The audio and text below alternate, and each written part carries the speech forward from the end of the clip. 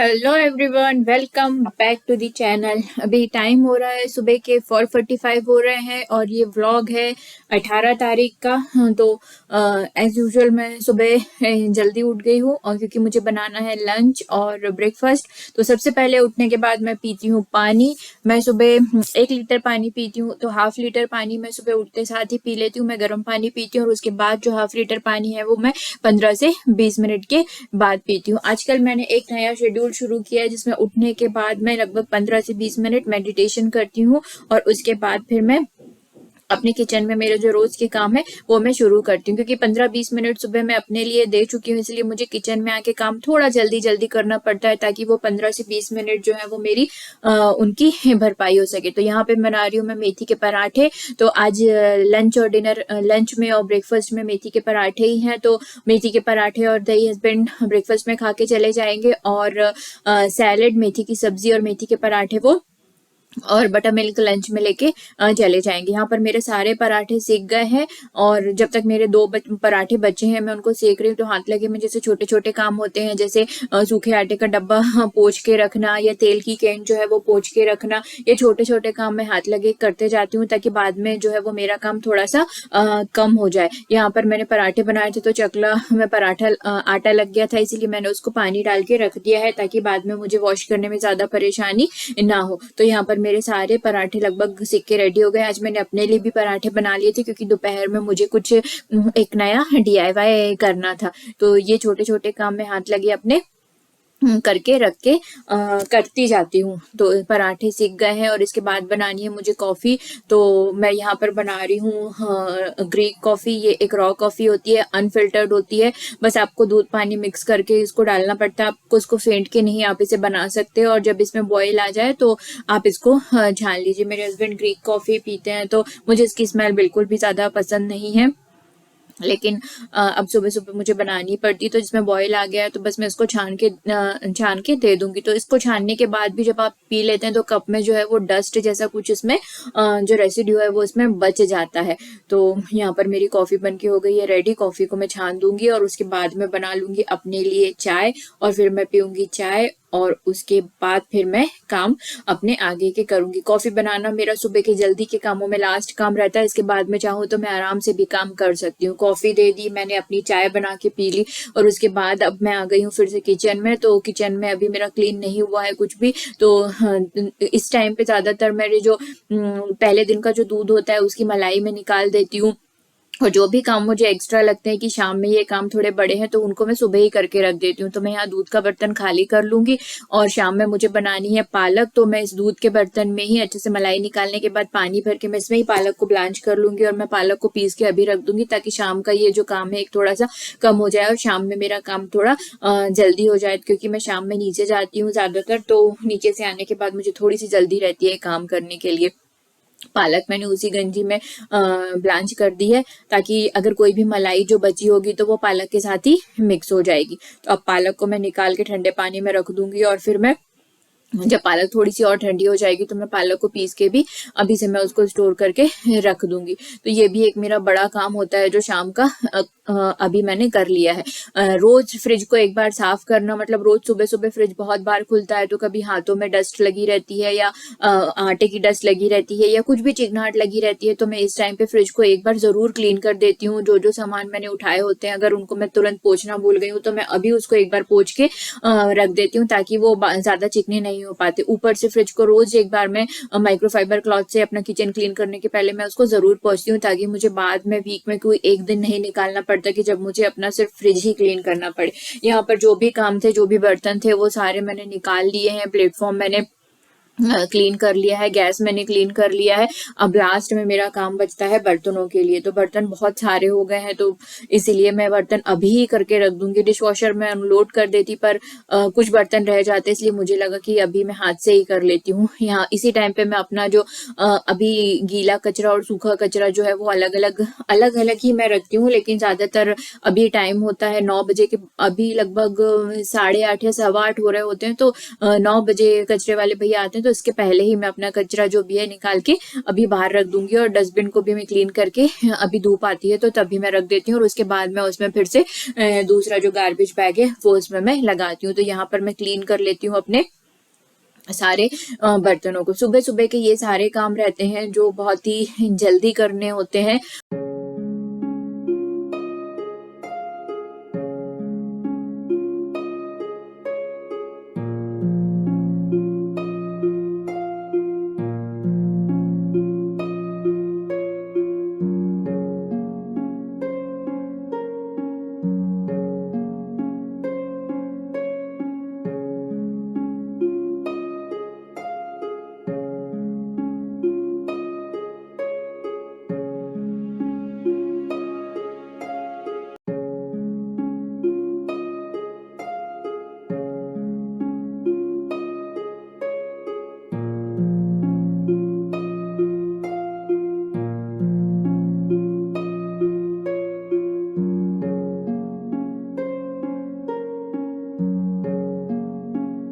Hello everyone, welcome back to the channel. और जैसा आपने देखा सुबह के मेरे सारे काम खत्म हो गए हैं। सामने आज मैं बनाने वाली हूँ एक स्टोरेज के लिए एक DIY मैं बना रही हूँ, तो देखते हैं वो कैसा बनता है।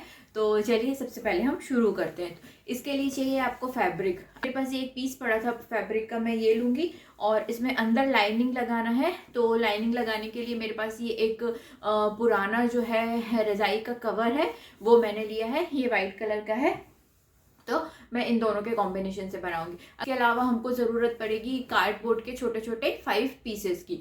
तो बहुत इजी है, बहुत जल्दी बन के रेडी हो जाता है। तो चलिए हम शुरू करते हैं। यहाँ पर मैं कर रही हूँ फैब्रिक की कटिंग। तो फैब्रिक का जो भी मेजरमेंट है मेन फैब्रिक का और लाइनिंग का, वो मैंने स्क्रीन पे आपको दिख रहा होगा, आप उस हिसाब से इसको काट सकते हैं। यहाँ पर जो मेन फैब्रिक है उसकी जो लंबाई होगी वो थोड़ी सी कम है, और जो लाइनिंग का फैब्रिक है उसकी लंबाई जो है वो 3 इंच हमने एक्स्ट्रा ली है। तो यहाँ पर ये बात का आप ध्यान रखिएगा कि एक में 26 सेंटीमीटर और एक में 29 सेंटीमीटर, ये सारे मेजरमेंट जो है ये सेंटीमीटर में ही मैंने लिए हैं। तो सबसे पहले हम कटिंग कर लेते हैं अपने पूरे फैब्रिक के। आपको सिर्फ इसमें 4 पीस फैब्रिक के कट करने हैं और आपका ये जो DIY बन के है वो रेडी हो जाएगा।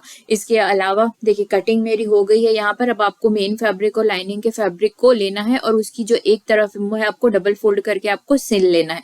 यहाँ पर मेरे कपड़े में किनार बनी है इसलिए मैं सिर्फ उसको सिंगल फोल्ड करके सिलूंगी। अगर आपके इसमें किनार नहीं है तो आप इसको डबल फोल्ड करके सिल लीजिए। ये देखिए सिलाई मेरे दोनों फैब्रिक में हो गई है।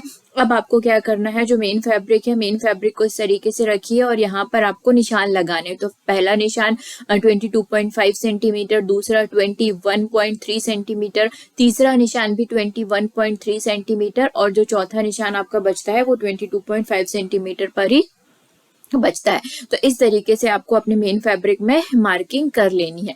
मार्किंग करने का मतलब है कि अभी हम इसमें सिलाई करेंगे इसलिए इजी हो जाएगा। मार्किंग करने के बाद आपको ऊपर से नीचे तक इसमें ऐसे लाइन खींच देनी है, ताकि इसमें जो है आपके पूरा जो मेन फैब्रिक है उसमें 4 आपके अलग अलग डब्बे बन के रेडी हो जाएंगे, जो आपको बाद में सिलाई करना इजी हो जाएगा इनके ऊपर। इसीलिए हम इसमें लाइन खींच के मेजरमेंट को एकदम ही सही कर लेते हैं। उसके बाद आपको कपड़े को इस तरीके से फोल्ड करना है और ऊपर से नीचे तक इसमें आपको सिर्फ एक सिलाई लगानी है। मतलब हमारा एक बॉक्स बन गया जिसमें एक तरफ से सिलाई लगी हुई है।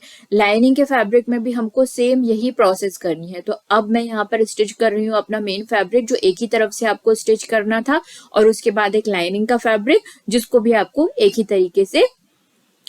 ही तरफ से आपको इसको स्टिच करना है। तो दोनों को मैं कर लेती हूँ स्टिच, और उसके बाद फिर मैं आपको बताती हूँ कि आपको क्या करना है। ये देखिए ये जो है मेरा मेन फैब्रिक जो है वो स्टिच हो गया, मैंने उसको सीधा कर लिया, एक तरफ इसमें सिलाई लगी है, और ये हमारा लाइनिंग का फैब्रिक है। अब आपको मेन फैब्रिक को सीधा रखना है और लाइनिंग के फैब्रिक को उल्टा रख के लाइनिंग के फैब्रिक को इस तरीके से आपको अंदर इंसर्ट करना है। ये इंसर्ट मैंने कर दिया है। अब आपको एक जो हमने सिलाई दोनों में लगाई थी उसको मिलाते हुए आपको दोनों को सेम सिलाई को एक लाइन में रखिए और इस तरीके से आपको इसमें एक पिन लगा देना। इसके अलावा जो हमने फिर 4 लाइनें बनाई थी उस लाइन में भी आपको चार तरफ से पिन लगा देनी है ताकि आपका जो फैब्रिक है वो हिले ना, क्योंकि अब हम दोनों फैब्रिक को मिलाते हुए इनके ऊपर हम सिलाई लगाएंगे तो ये इजी हो जाएगा। तो इस तरीके से आपको सिलाई लगानी है ऊपर से नीचे तक। याद रखिएगा कि लाइन सीधी रहनी चाहिए। सिलाई मैंने यहाँ पर लगा दी है, देखिए इस तरीके से सिलाई लग गई है।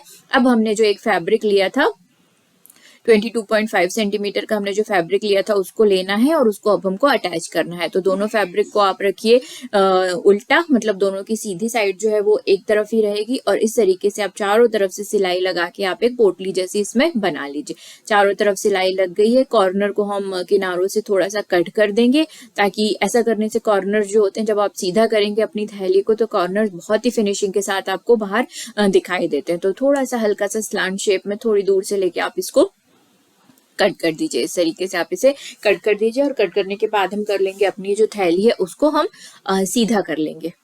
देखिए ये हमने कर ली है सीधी। इसके बाद हमको क्या करना है, इसके बाद हमको लेना, हमारा आधे से ज्यादा जो DIY है वो रेडी हो गया है। अब हमको सिलाई का इसमें कोई भी काम, अच्छा अभी इसमें ये करना है कि हमने एक और फैब्रिक लिया था। एक फैब्रिक मैं शुरू में मेंशन करना भूल गई थी, मैंने मेजरमेंट लिख दिया है। फैब्रिक लेना और इस तरीके से आपको इसमें एक सिलाई लगानी और एक थैली जैसी बना लेनी। एक तरफ से ये फोल्ड है तो दो तरफ से सिलाई लगाई लीजिए और एक थैली बना लीजिए। ये थैली बनके इसमें हो गई है रेडी। अब आप इसको सीधा कर लीजिए। हमारा सिलाई का जो काम था अब यहाँ पर पूरा खत्म हो चुका है। अब आपको लेना है कार्डबोर्ड के पीसेस, तो मेजरमेंट मैंने इंक्लूड कर दिया है। कार्डबोर्ड के पीसेस कट कीजिए और हमने जो कैविटी बनाई थी उस कैविटी के अंदर आपको इस तरीके से ये कार्डबोर्ड के पीसेस अच्छे से कट करने। अगर आपने मेजरमेंट सही लिया होगा तो ये कार्डबोर्ड के पीसेस जो है वो परफेक्ट इसके अंदर फिट हो जाएंगे। तो देखिए 4 कैविटीज बनी है तो चारों कैविटीज में एक एक कार्डबोर्ड हम इस तरीके से इंसर्ट कर देंगे और लास्ट में हमारा जो एक कार्डबोर्ड बचेगा, चारों कार्डबोर्ड हमने अभी डाल दिए हैं। हमारा लाइनिंग का फैब्रिक थोड़ा सा बड़ा था तो आप इसको इस तरीके से ऐसे पलट दीजिए ताकि आपके जो कार्डबोर्ड के पीसेस के ऊपर के किनारे है वो दिखेगा भी नहीं और ये एक बहुत ही फिनिशिंग के साथ आपका दिखाई देगा। उसके बाद एक कार्डबोर्ड जो बचा है, लास्ट में हमने जो एक थैली बनाई थी उस थैली में आप इस कार्डबोर्ड को अच्छे से इंसर्ट कर दीजिए। अब हम इसको लगाएंगे अपना जो DIY बनाए स्टोरेज बॉक्स हमने बनाया है उसके बेस में हम इसको ऐड करेंगे। बस ये हमने कर दिया और इसके बेस में आप इसको अच्छे से फिट कर दीजिए। तो ये पूरा जो इसका बेस है वो बहुत ज्यादा स्टडी हो जाएगा और हमारा ये जो पूरा बॉक्स है ये स्टडी हो जाएगा।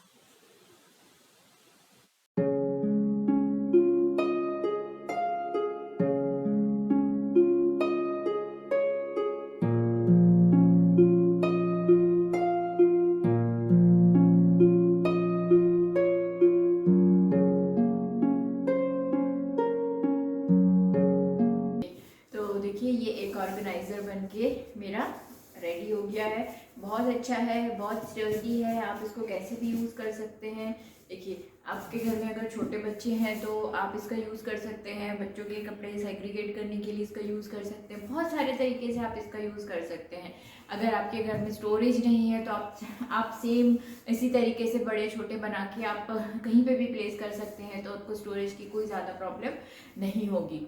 चाहे तो ये वॉशेबल है, आप चाहे तो इसके कार्डबोर्ड इस तरीके से आप इसे खोलिए, इस तरीके से आप इसे खोलिए, यहाँ से आप कार्डबोर्ड को निकालिए, इसे वॉश कर लीजिए और उसके बाद वापस से आप कार्डबोर्ड डाल के इसको वॉश कर सकते हैं। तो आप ज़रूर बना के देखिएगा। अगर आपको बेसिक स्टिचिंग भी आती है तो भी आप इसको बहुत आराम से बना सकते हैं इसमें, क्योंकि कुछ भी आपको टिप्स ट्रिक्स की ज़रूरत नहीं होगी। बस मेज़रमेंट आपको सही लेना है और कट आपको सही करना है। बाकी ये बनाना बहुत बहुत बहुत ज़्यादा ईजी है। अगर आप इसको डेकोरेटिव थोड़ा सा करना चाहते हैं तो आप यहाँ पर लेस लगा सकते हैं। जैसे आपके पास ग्रीन कलर की अगर कोई लेस है तो आप लेस को यहाँ प्लेस कर दीजिए, बहुत बहुत बहुत अच्छा लगेगा। तो ये जो है ये बहुत ही अच्छा है, आप ज़रूर ट्राई कीजिएगा इसको। टाइम हो रहा है अभी शाम के 5:30 बज रहे हैं और यहाँ पे देखिए 5:30 बजे भी बहुत दिन रहता है, एकदम से आजकल सनसेट होता है और अंधेरा हो जाता है। अभी 5:15 के करीब हो रहे हैं तो मैं जा रही हूँ अभी नीचे अपनी फ्रेंड से मिलने।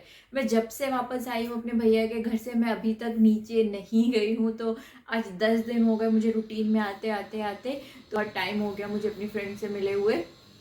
जब मैं यहाँ पे थी तो वो बाहर गई हुई थी, मतलब आफ्टर दशहरा मैं उनसे नहीं मिली हूँ। तो मैं अभी जाती हूँ अपनी फ्रेंड से मिलने आज और उसके बाद फिर मैं आपसे मिलती हूँ।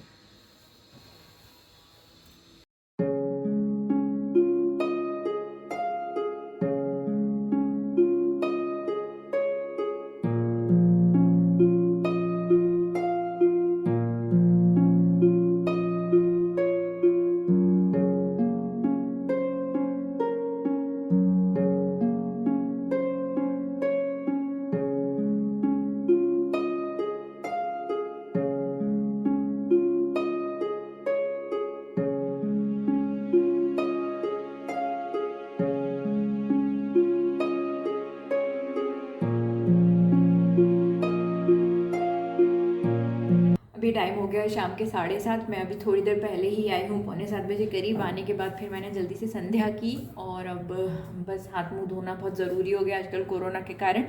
तो जल्दी से हाथ मुंह धोए और फिर संध्या की और अब बनाना है खाना। 7:30 का टाइम हो रहा है, आज लेट हो गया है। ये वाला शाम का जो काम होता है थोड़ा सा लेट हो गया, नहीं तो खाना रेडी ही रहता है अभी तक। तो जल्दी से बना लेते हैं आज कुछ और उसके बाद फिर अपना काम ख़त्म करते हैं। तो आज का ब्लॉग मैं यहीं पर ख़त्म करती हूँ। आई होप आपको मेरा आज का वीडियो अच्छा लगा होगा। अगर आप मेरे चैनल में नए हैं तो मेरे चैनल को लाइक कीजिए, शेयर कीजिए और मेरे चैनल को सब्सक्राइब कीजिए। मैं कल फिर मिलूँगी आपसे एक नए वीडियो में। तब तक आप देखते रहिए बरखा के fun day. Thank you for watching.